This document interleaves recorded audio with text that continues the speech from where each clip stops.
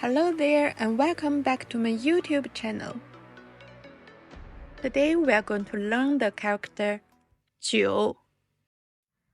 Now let's learn how to write it. 撇横直弯钩. Alright, let's learn how to use it.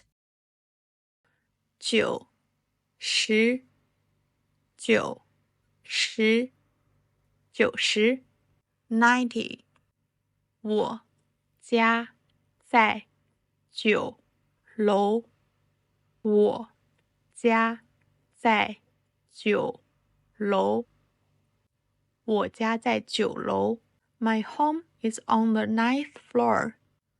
他有9个朋友他有9个朋友他有9个朋友 He has 9 friends. That's all for today. If you want to learn more Chinese characters, don't forget to subscribe to my channel.